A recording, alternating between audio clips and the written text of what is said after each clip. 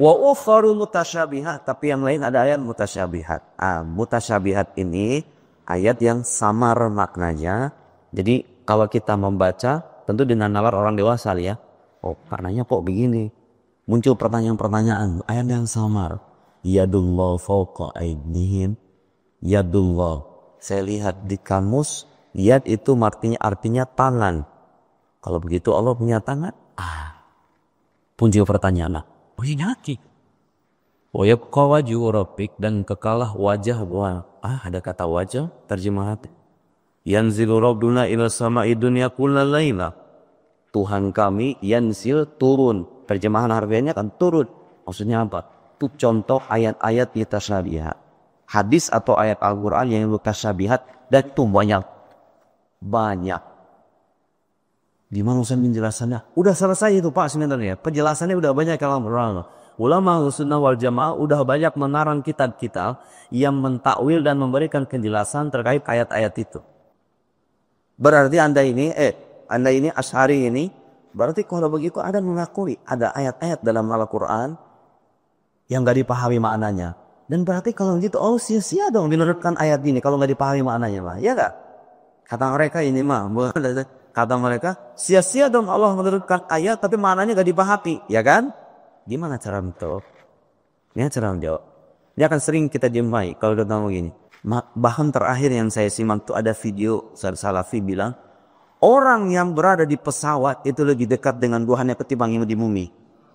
Karena Tuhannya ada di sana. Saya tidak melebih-lebihkan itu. Orang berjenggot panjang itu. Itu videonya tersebar itu. Orang Saudi apa orang mana saya nggak tahu. Padahal tahu apa? Ada hadis Nabi yang menyebutkan akramayarwunu bilaul wa huwa sajid. Momen terdekat kita dengan Allah itu kapan Pak? Kalau dalam hadis ketika kita sujud Pak. Sujud kemana? Pak apa sendiri ini Allah? Saya Allah ini berapa sini? Sujud ke bawah. Sebagai bukti Allah itu bukan di atas dalam arti duduk di sono. Dan kalau nemu ungkapan dalam mazhab Ahlus Sunnah ada ungkapan fis sama, al-fawqas sama, Allah itu di atas dalam arti kedirimukan bukan tempat. Assalamualaikum warahmatullahi wabarakatuh. Bapak ibu abang kakak adik jamaah dimanapun berada. Man bana masjidan, siapa yang bangun masjid, manallahu mislahu baitan fil jannah. Ma la yudraku kulluh, la yutraku kulluh. Kalau belum bisa bangun satu masjid utuh, 1, 2, 3 sak semen batu bata batu kerikil, insya Allah mengalir sampai hari kiamat. Bingung kemana kami mau salurkan? Jangan lagi bingung, salurkan ke Masjid Peradaban. Di nomor rekening Bank Syariah Indonesia BSI, nomornya mudah 33300009097 atas nama FSRMM. Konfirmasinya ke nomor berikut 0813 7733 9947. Berkah selalu. Wassalamualaikum warahmatullahi wabarakatuh.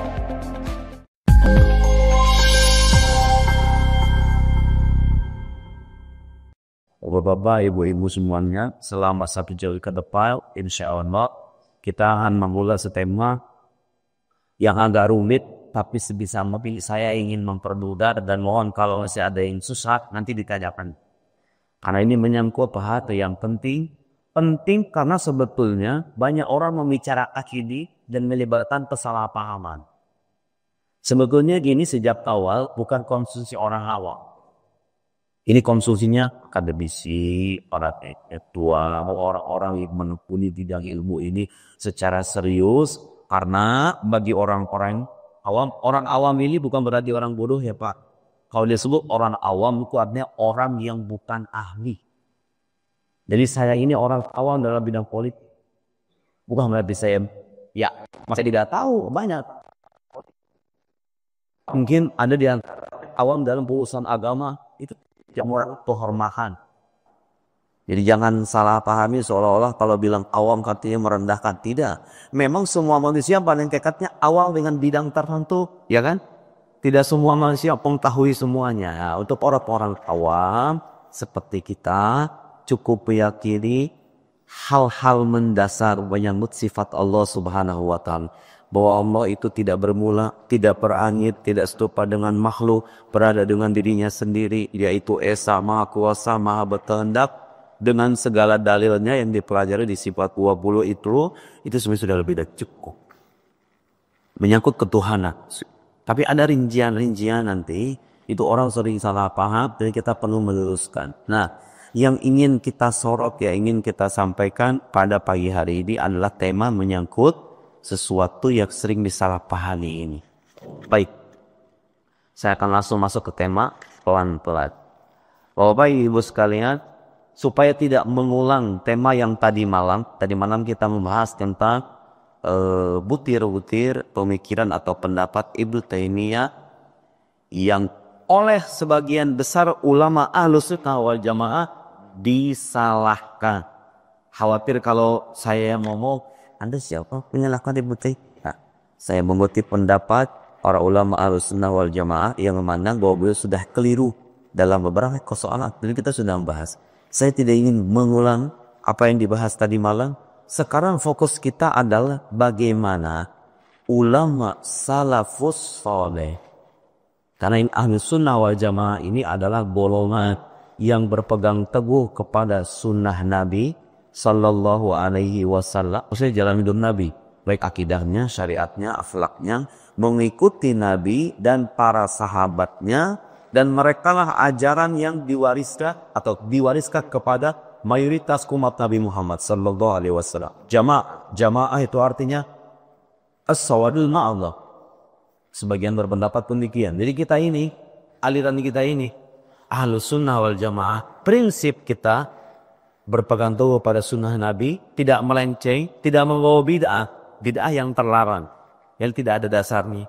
Kita tidak membawa bid'ah, tapi kita mengikuti sunnah Nabi sekaligus ajaran yang diwariskan oleh salafus soleh.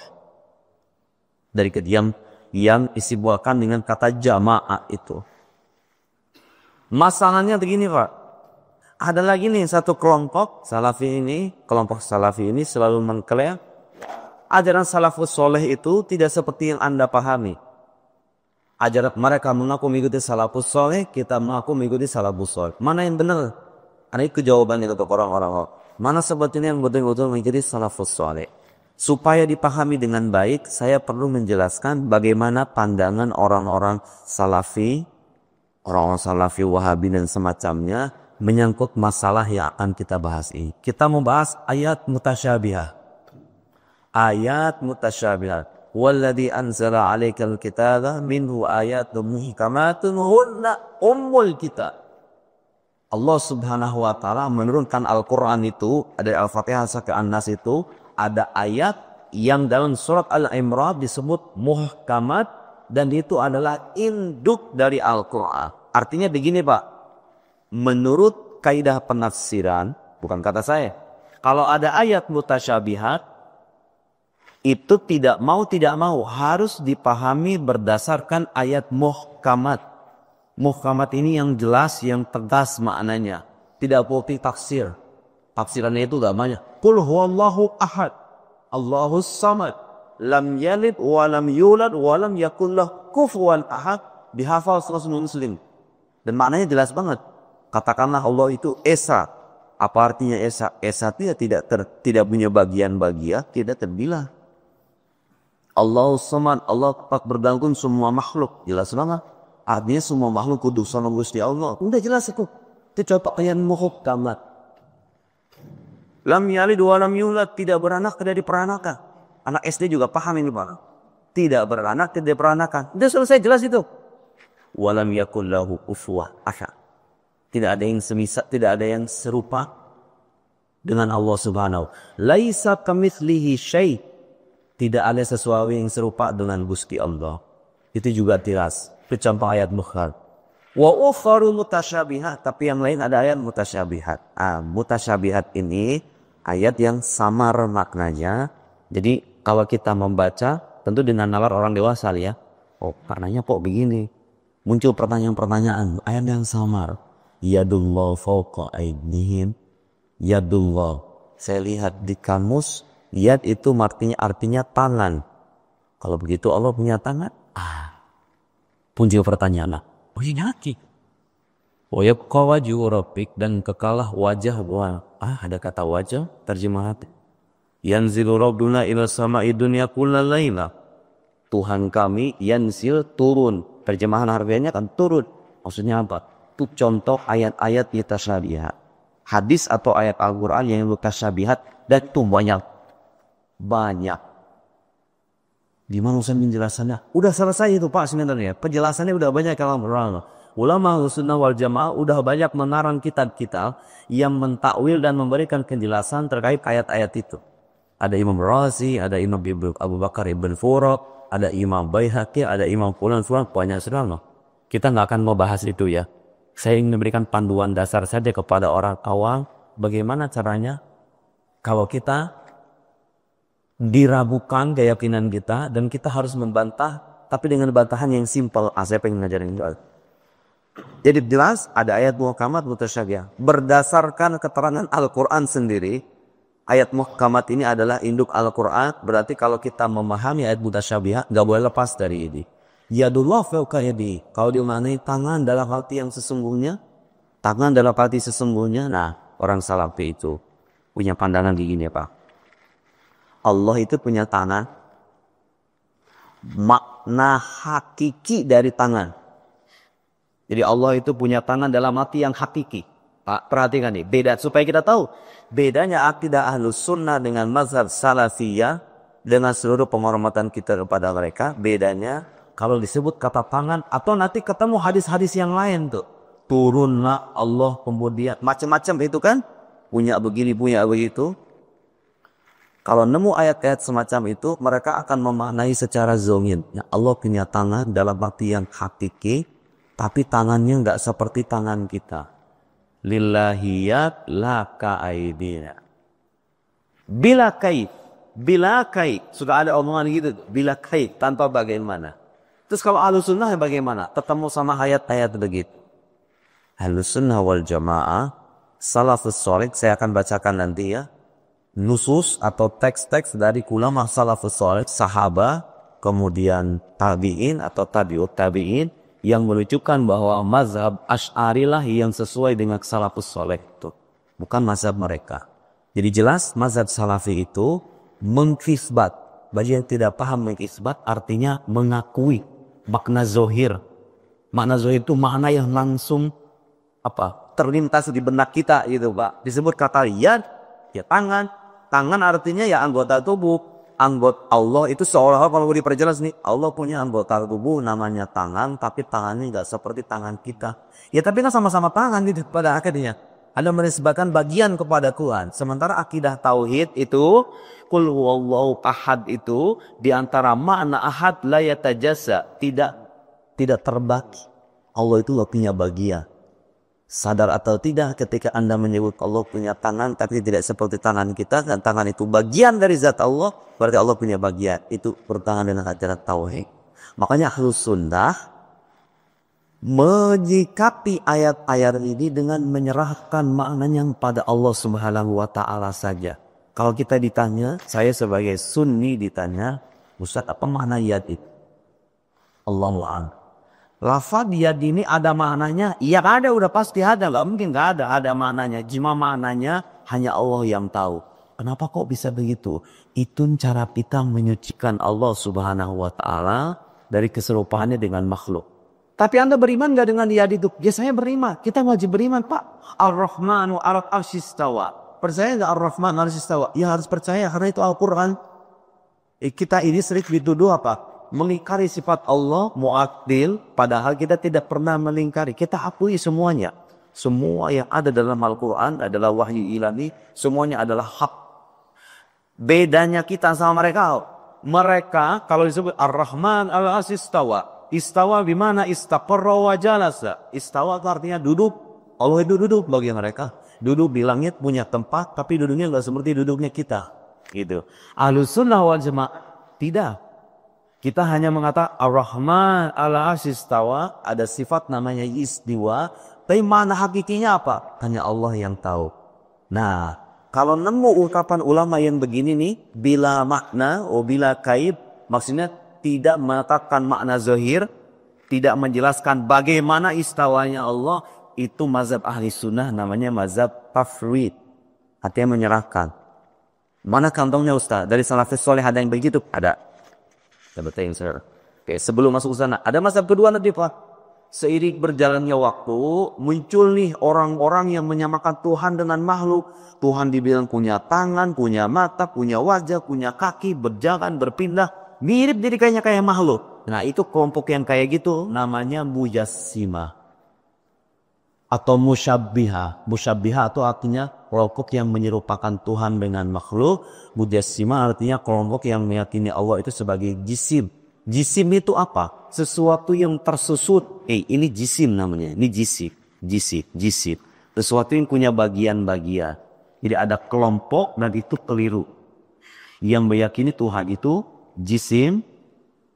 Dalam arti sebagai sosok yang punya bagian-bagian. Baik. Tadi kita mengklaim, kita mengakui bahwa mazhab Asy'ari itu yang sesuai dengan salafus saleh. Mana contohnya? Sudah dipahami apa itu tafsir, apa itu takwil? Sudah jelas ya? Baik. Sekarang kita ambil teks-teks. Nih saya bawa. Dan jangan salah. Ini kalau kita mengutip. Itu ada landasan, ada referensinya ulama-ulama kita itu. Saya bawa ini ulama besar asal Al-Azhar. Syekh Ali Jum'ah. Syekhuna wa Syekhul Azhari. Syekh Ali Jum'ah. Karena waktu kita terbatas, saya akan buktikan beberapa ayat. Benarkah sahabat itu? Kita kan meyakini Allah tidak bertempat kan? Itu sahabat gimana? Benar nggak Ustaz? Ada kan nusus atau tek-tek dari sahabat yang menunjukkan bahwa Allah itu tidak bertempat? Oh banyak. Qala Sayyiduna Ali bin Abi Thalib. Oh, Sayyidina Ali orang terdekat dengan Nabi. Lihat. Sayyidina Ali bilang, Kanallahu walam makan. Allah ada dan tidak bertempat. La makan. Tidak ada tempat. Tidak bertempat. Dan itu sangat masuk akal, Pak. Karena Allah itu ada sebelum adanya makhluk. Betul enggak? Tempat itu, kalau Anda menyatakan Allah bertempat, hanya bersandar pada Ar-Rahman harus istawa. Padahal mana istawa itu tidak selamanya bertempat. Tidak selamanya bertempat. Kalau kita mengatakan Allah bertempat, berarti Allah ada awalnya. Dan kalau begitu, kan tempat itu ada dengan adanya makhluk, Pak. Dulu kan sebelum alat ini ada, kalau kita tanya sama ilmuwan, Bang, pernah terjadi ledakan besar tuh, yang Big Bang itu. Kemudian dari satu titik yang maha panas, itu yang kecil, singularitas namanya kalau istilahnya para ilmuwan model. Terjadi ledakan besar. Nah, seiring dengan terjadinya ledakan besar itu muncul namanya tempat, namanya waktu, ya kan? Sebelum itu kan nggak ada tempat. Sebelum adanya alat, nggak ada tempat. Allah ada dengan dirinya sendiri. Dia tidak bergantung sama yang lain. Makhluk itu berada dan dia bergantung sama yang lain. Udah pasti. Sang Khalik Allah Subhanahu wa Ta'ala mustahil bergantung pada tempat. Imam Halim, kana Allah wala makan. Wa huwal an ala ma alaihi kan. Dan sekarang kata Imam Ali, Allah itu berada dengan dirinya sendiri sebagaimana adanya, tidak bertempat. Imam Ali bin Abi Thalib salafus saleh atau bukan? Ya bukan salafus saleh lagi. Itu imamnya orang-orang bertakwa, itu setelah Nabi Muhammad sallallahu alaihi wasallam, setelah Sayyidina Muhammad, Abu Bakar, Umar, Uthman. Suhu Nabi, mantunya Nabi lagi. Qala Abu Hanifah, Imam Abu Hanifah salafus saleh bukan? Oh ya jelas. Salafus saleh. Pokoknya kalau ada ulama itu 3 abad pertama, itu ulama salafus saleh. Ara'aita law qila aina Allah? Bagaimana kalau dikatakan ada pertanyaan aina Allah? Yuqal, kata Imam Abu Hanifah, kalau ada orang bertanya aina Allah? Di mana Allah? Jawaban Imam Abu Hanifah, kana Allah Ta'ala wala makan. Allah ada tanpa tempat. Imam Abu Hanifah, qabla ayyakhluqal khalq, sebelum Allah menciptakan makhluk, Allah ada tanpa bertempat. Qala Imam Syafi'i. Imam Syafi'i. Ini kitab-kitabnya kalau perlu saya sebutkan. Yang pertama ada dalam kitab Al-Farqu Bainal Firaq karangan Al-Baghdadi. Yang kedua Al-Fiqhul Absat karangan Imam Abu Hanifah. Ketika Ithaf As-Salat dan Taqi Murtado Az-Zabini Syarah Ulumuddin yang segini nih. Berapa 24 ini dapat berapa? Saya lupa segini. Syarah Ihya Ulumuddin. Abu Imam Syafi'i sekarang. Innahu ta'ala kana wala makan. Allah itu ada dan tidak berkusama. Memang Pak, sebetulnya kalau boleh saya jujur, ini akidah yang kita peluk sekarang itu gak jauh beda sama akidah Nabi Muhammad dan para sahabatnya. Cuma bedanya apa? Bedanya apa? Zaman sekarang, zaman kesini belakangan bedanya apa? Ada rincian-rincian yang di zaman Nabi gak ada. Rincian-rinciannya doang. Tapi intinya, ajaran intinya ya sama. Allah tidak bertempat, Allah tidak bermula, Allah tidak berakhir. Cuma bedanya zaman Nabi belum ada pembahasan sifat 20. Sifat 20 seperti Pul Barahir, kemudian Imam Al-Laqani, Bangan Jawahara. Ya, rincian-rincian itu munculnya di lapangan. Kenapa? Karena tuntutan zaman, Pak. Di zaman Nabi orang tidak berdebat masalah beginian. Tuhan bertempat kan tukar.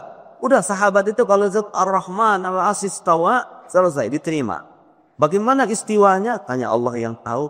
Apakah itu mana zahirnya? Tidak. Ya karena kalau seandainya Allah dulu itu bermasalah atau tidak. Jadi sama akidah kita itu. Jangan dibilang kalau kita bermazhab Asy'ari ini mazhab tandingan dari mazhab Nabi.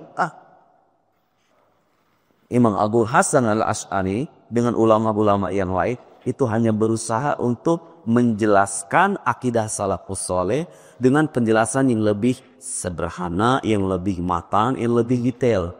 Dari cirinci itu. Ya, bukan berarti akidahnya nggak ada zaman dulu. Baik, itu satu. Imam Ahmad ibn Hanbal. Tadi Imam Abu Hanifah, Imam Ahmad. Kemudian Imam Syafi'i. Sekarang Imam Ahmad. Imam Ahmad ini kan imam dalam mazhab Hambali. Mazhab Hambali ini mazhabnya orang-orang salaf. Imam Ahmad sendiri tidak mengisbah makna zahir dari ayat mutasyabihat. Jadi kalau mereka benar-benar mengikuti Imam Ahmad saya bacakan. Teksnya agak panjang nih kalau yang ini, tapi akan saya bacakan yang bagian intinya aja.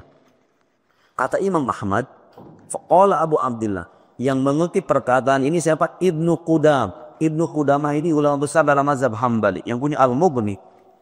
Kita bercini-cini, kita sini dalam mazhab Hambali. Ibnu Qudamah mengutip Imam Ahmad. Kata Imam Ahmad, qala Abu Abdullah, nu'minu biha. Kalau nemu ayat-ayat mutasyabihat kita percaya. Jangan Ahlussunnah sama. Wa husadditu biha, dan kita benarkan. Wala kais wala ma'ana. Nah, dengarkan nih. Dia tanpa mempertanyakan bagaimana, tanpa menetapkan makna. Wala kais wala makna. Tuh, salafus saleh. Mazhab Asy'ari itu begitu. Tanpa menetapkan makna zahir. Istawa maknanya jelas, duduk. Menetap, enggak, itu bukan ajaran salafus saleh kayak begitu. Imam Tirmidzi yang punya Sunan Tirmidzi, imam ahli hadis, juga kurang lebih sama. Al-Imam At-Tirmidzi, ini banyak sekali Pak. Saya ingin nah ini dicatat. Imam Tirmidzi, ketika beliau mengutip ayat Al-Quran, wa qalatil yahudu yadullahi maglula. Orang-orang Yahudi berkata tangan Allah itu terikat. Ada kata yad di sini, kata Imam Tirmidzi. Hadza hadisun qad rawathu al-a'immah. Ini hadis. Jadi ada hadis sebelum ayat ini ada hadis. Setelah mengutip hadis itu, Imam Tirmidzi mengomen, ini hadis diriwayatkan oleh banyak a'immah, banyak ulama muslim. Bagaimana sikap beliau? Nu'minu biha kamaja. Kita beriman sebagaimana adanya. Diimani semuanya. Min ghairi ayyufassar, tanpa ditafsirkan. Tuh lihat Pak. Kalau Salafi itu menafsirkan. Salafi itu bedanya dengan Ahlussunnah menafsirkan. Bahwa ya artinya tangan dalam makna hakiki, kematakannya beda dengan tangan kita. Oh kan? Imam Tirmidzi min ghairi ayyufassar, tanpa ditafsirkan. Karena kalau ditafsirkan, kalau kita sebutkan makna zahirnya, itu bermasalah. Wah, dia disama dengan makhluk kalau begitu. Bukan kita tahu gitu. Audio tawah.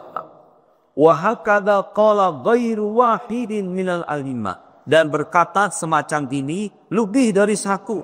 Lebih banyak lagi ulama, kata Imam Tirmidzi, berpandangan seperti ini. Kalau nemu ayat begitu, tidak perlu ditafsirkan.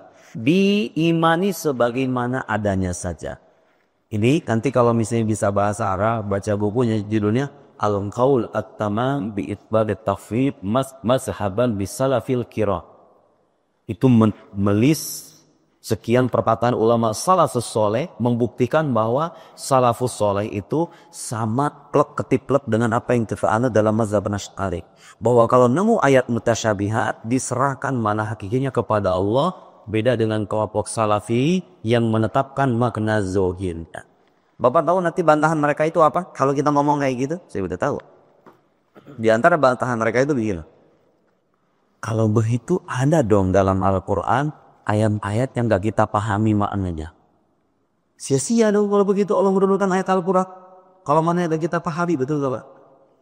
Yuk, sebelum saya nanti bantah, saya ingin berusaha memperjelas kritikan atau protes mereka kalau kita ngomong kayak tadi, azab tafwid.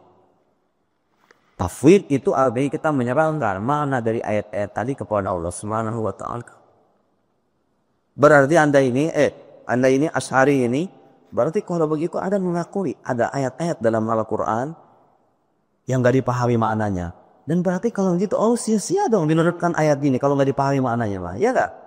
Kata mereka ini mah, kata mereka, sia-sia dong Allah menurutkan ayat tapi maknanya gak dipahami, ya kan? Gimana cara menjawab? Ini cara menjawab. Ini akan sering kita jumpai kalau kita ngomong gini. Bahwa Ibnu Taimiyah, imamnya mereka juga menyalahkan mazhab tafwid itu. Jadi bagi mereka itu sama saja kita menganggap para sahabat itu bodoh dan tidak tahu Al-Qur'an. Paham ya? Ya.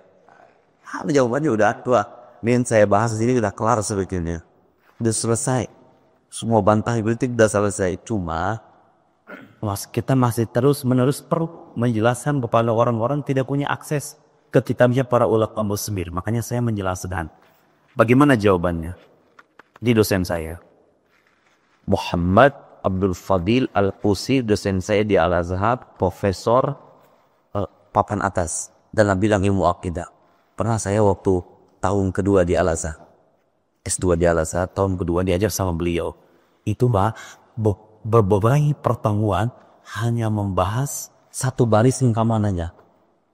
Jadi ada kitab namanya Aqaid Nasafiyah. Di kitab itu ada ungkapan asbabul ilm min khalqi thalatha al-khawassus salima wal khabarus sadiq wal atal. Haqaiqul asya' thabitah wa biha mutahaqqiq qiratan lisfastoiyah. Tin segitu tuh, segitu doang nih. Itu dibahas sampai beberapa kali pertemuan. Kenapa sih segitunya? Satu baris itu cuma dibahas beberapa bertepat. Kata beliau. Hampir sebagian besar aliran-aliran menyimpang yang kita jumpai sekarang itu, mau yang di dalam maupun di luar gitu, itu ranwa tidak paham ungkapan ini. Subhanallah ilahna seperti itu. Dan saya tuh makin kesini makin merenung karena sering baca bukunya orang-orang aneh itu. Sampai kata saya guru saya benar juga. Orang kalau paham itu tuh ungkapan tadi itu. Wa yaqul asya'i thabitan wal ilmu biha mutahaqqiq khilafan lisfastariyah wa asbabul ilm al falqi thalatha ala hawazus salima wal khabarus sadiq wal aqal. Selesai itu semua aliran kelihatannya berlebihan, tapi kita belajar subhanallah gitu Pak. Ulama kita itu ngomong pendek, tapi kalau dijelaskan berlipat-lipat, wah bisa berhari-hari ngomong kayak gitu Pak. Ulama kita itu, ulama Ahlus Sunnah wal Jamaah, Imam Nasafi, yang kemudian disyarah oleh Tabtazani.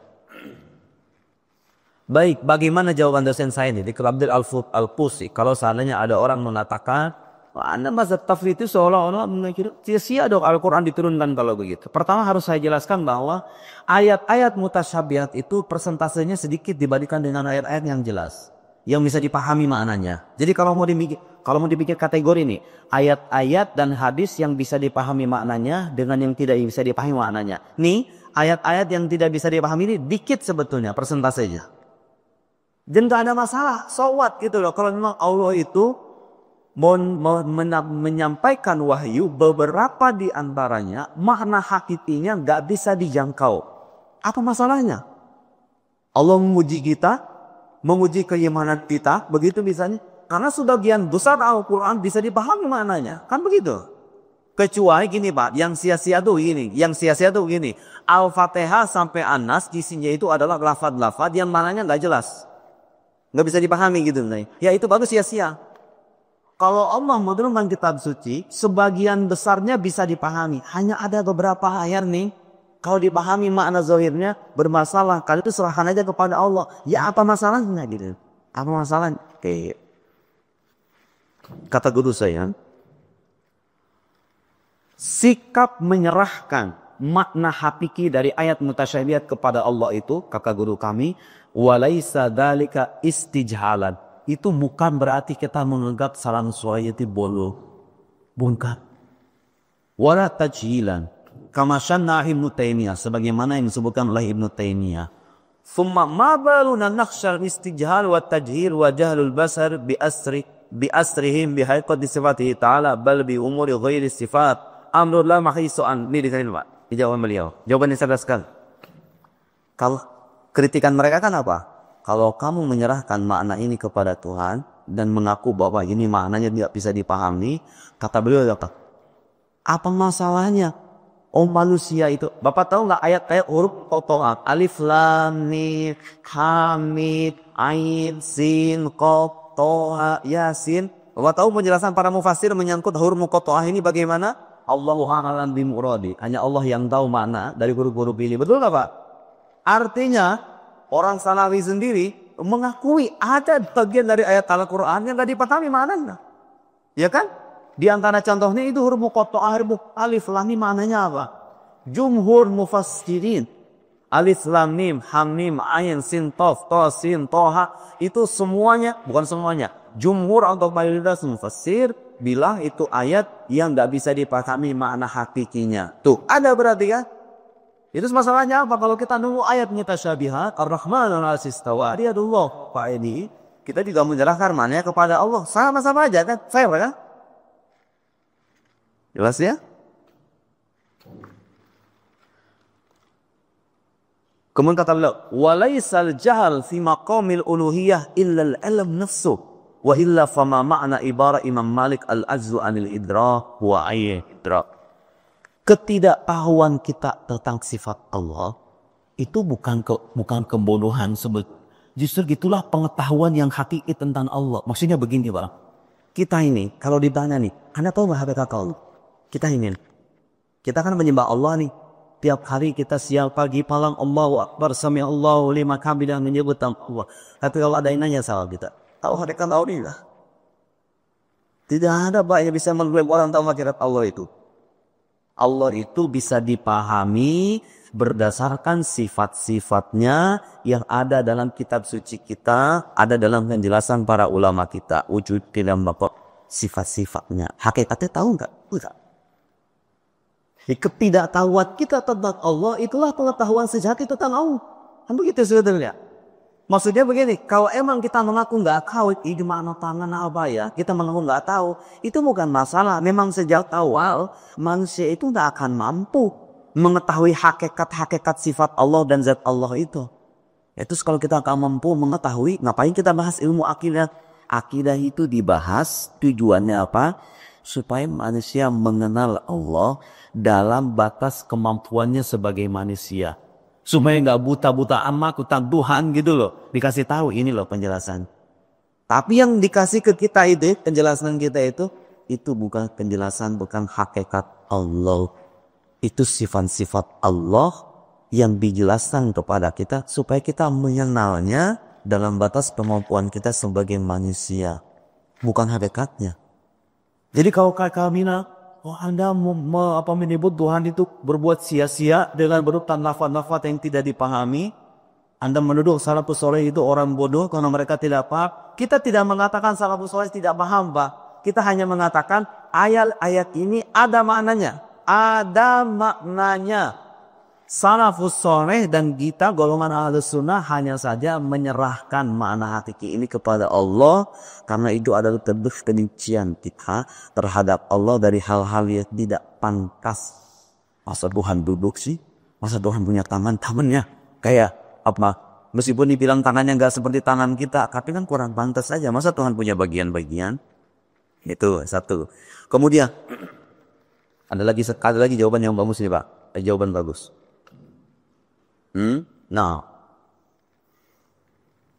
saya tadi udah melis beberapa karena ini kita titis. Tapi kalau misalnya mau dibahas ini bisa bermajlis-majlis. Kenapa salafus saleh itu gak mau mengakui makna zahir dari ayat-ayat mutasyabihat? Kenapa kita ahli sunnah ini bertafwid, menyerahkan makna hakikinya kepada Allah Subhanahu wa Ta'ala? Kata beliau, ada penjelasan lagi di halaman 19. Walakinna salaf kanu akhrasan nas ala tanzih. Salafus saleh itu orang-orang yang betul-betul ingin menyucikan Allah Subhanahu wa Ta'ala.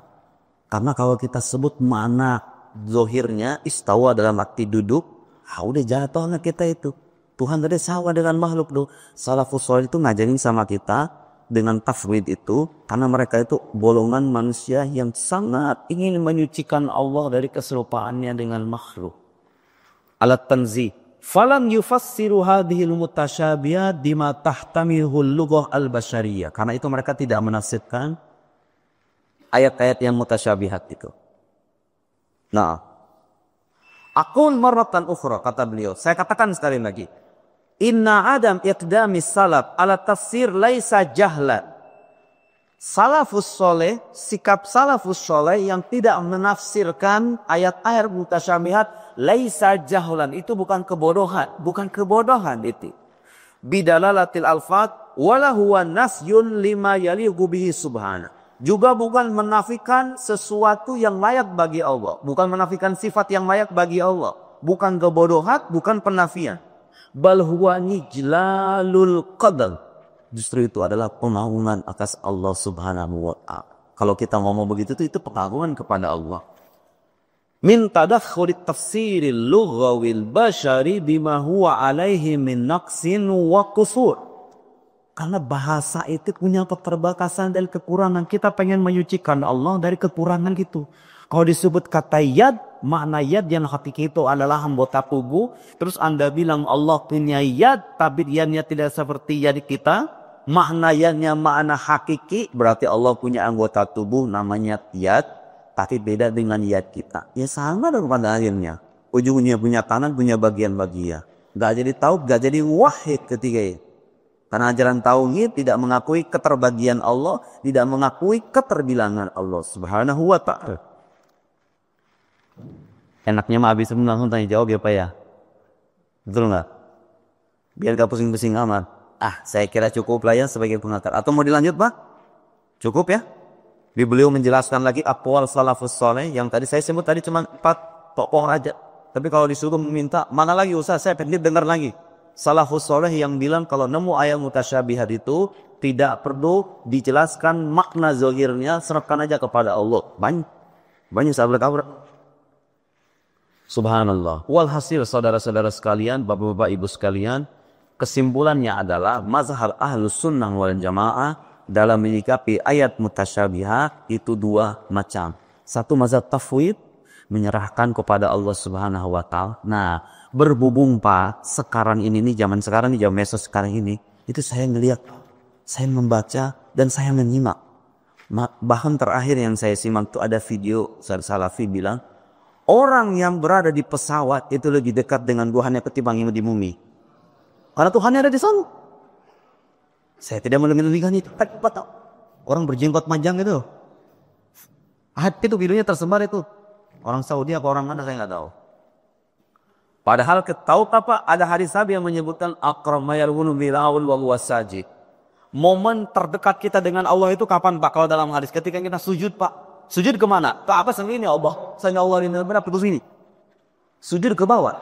Sebagai bukti Allah itu bukan di atas dalam arti duduk di sono.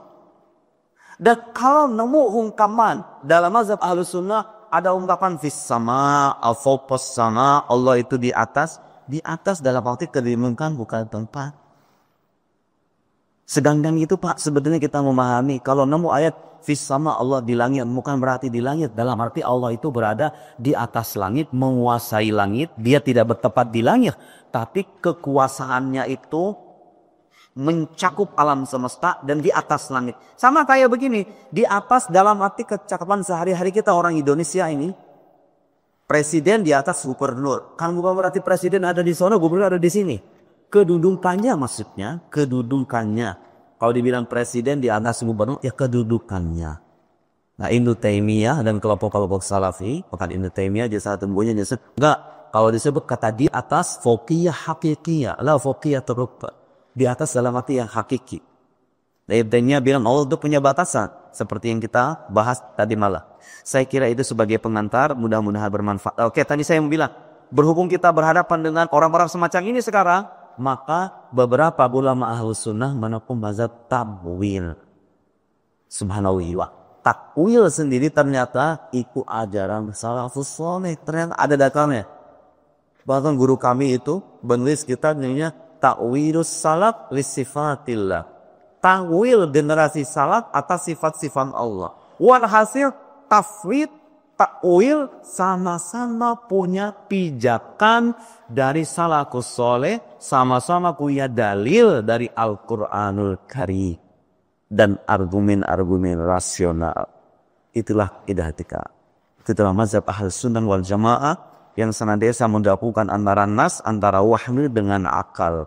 Karena akal ini adalah cara kita mengenal Allah. Kalau kita kesampingkan ibu akal, kita akan susah. Satu penonton kita sekian. Wassalam.